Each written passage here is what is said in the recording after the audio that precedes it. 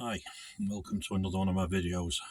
As you may have seen that the other day I crashed my Flywing 450L helicopter. So this video is going to be just a bit of a rundown on the repairs I've had to undertake and why I thought this happened. Okay then.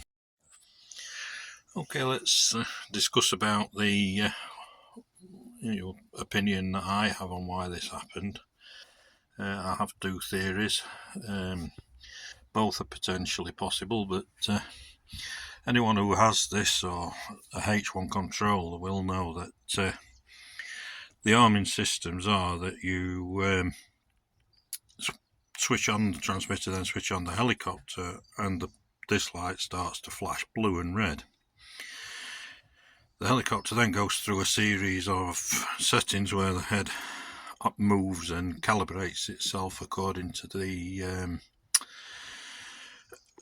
gyro. So on the day of the crash, I plugged everything in, and the light flashed as it did, went through the sort of self-leveling motion, effect it does, and the blue light, solid blue light, came on, which means the helicopter's gyro system is armed and calibrated. So I did my pre-flight field checks, so that takes around about 45 seconds to a minute just to have a look around, make sure everything's safe, make sure it's safe to take off, etc. And I flicked the switch to GPS to start looking for the GPS. I walked forwards, but noticed already it was a solid green light. Now I don't know if the H1 controller, when it's in the blue light stage, starts to look for the satellite, so the satellite itself is looking in the background, let me say. But in that 45 seconds, I assumed it had found a satellite, or as many as it requires, because the green light was on. Now,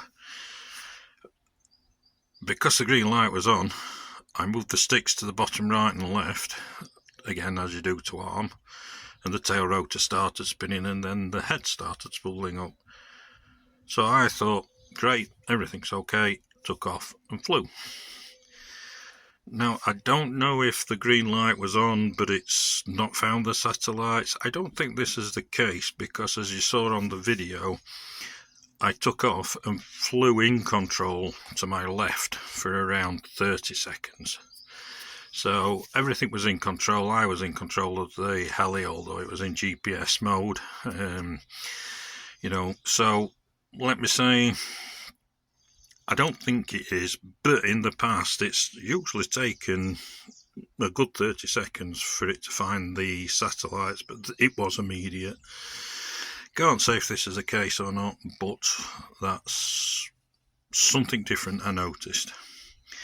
Now, after the crash had happened and I went to collect the heli from the floor, I noticed that the swash plate arm wasn't on the heli. You can see here it's still not here, because, and I'm waiting now, this is all I'm waiting for, is this part to arrive.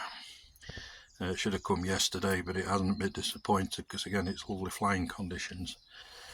But anyway, this arm was missing. Now, it could have come off in the crash, but I couldn't find it in the area of the crash site. This is a potential of the reason why the helicopter came up the field in a left roll, if you like. It wasn't rolling, but it was tilted to the left. So that's one theory, but I don't think, again, it is because that could have popped off when it hit the ground.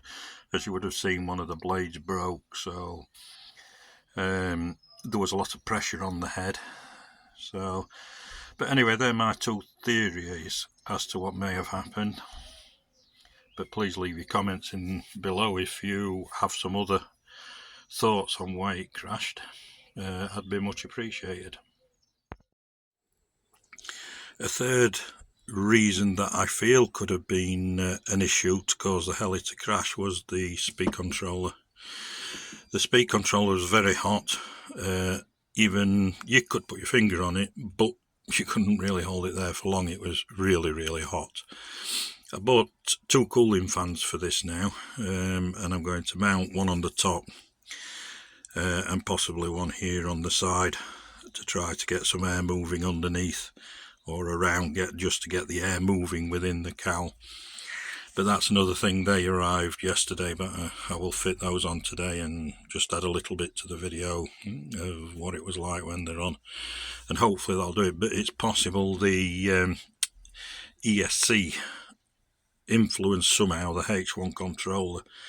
Now, any other, I fly everything electric, all my fixed wing are electric, and usually when the speed controller overheats, it cuts the motor out. So that didn't happen because it was still on full speed, the motor, at the time of impact. And so it may not be that. I don't know how it will influence, if the speed controller's overheated, how it influences the H1 controller. So that's my next job, is to install the 2 fans. May put one on, I don't know yet, I'll have a look. But hopefully get some cooling on that, and that'll help a lot. Okay, let's go through what damage was done to the heli. The skid was badly bent, but I have managed to bend it into shape. I thought it may snap as I went back, because obviously there's a steel wire inside the plastic coating, but it hasn't, and the frame's still substantial, so I'm not overly worried about it. I have ordered another one, but let me say, I'll continue with this until I can't, but at least I have a spare now. Clearly blade damage, one snapped completely, the other had a crease just by where it fits into the blade holders. So although it wasn't fractured all the way through, common sense says get rid. So the broken blade and damaged blade have been broken. I did have a spare set of blades, so they're just waiting to be fitted once the control arm comes. So, and the only other damage that happened was, of course, the drive belt. You could hear this spinning. Sorry. You could hear this spinning when it hit the ground, or a whirring noise, and basically the belt couldn't go round on that cog there. It was continuing spinning because the motor was live, and it wore all the teeth off and nearly through the belt, to be fair. It was the belt in that area where there was about 10 cogs, teeth missing. In the area of the cog, you could actually see some braid in it had worn through the belt that bad. Certainly not to be used again. 5 minutes changed, I had a spare. So really all I'm waiting for is those push rods. Yes, I could make my own, but what I haven't got in all the ball links is a link that's got that size ball on. I looked on the local model shops. Yes, they've got one, and I could have ordered, but anyway, I've ordered a new one. This time it's coming from Europe, so I don't mind, and I ordered this on Wednesday, should have come yesterday, Friday, but unfortunately it got held up in customs, which is an annoying part of living in the UK now after Brexit and we left. Everything gets stuck in customs just because it's a parcel going to an English guy. But anyway, that's my gripe for today. As you can see now, I've got the fan on. I've used a self-adhesive pad to the ESC in the bottom of the fan unit.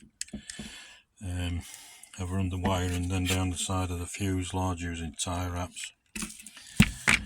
That one's taping, I think it is. A bit stiff, but it's also very close to the main cog, so I'll just put a bit of tape over it.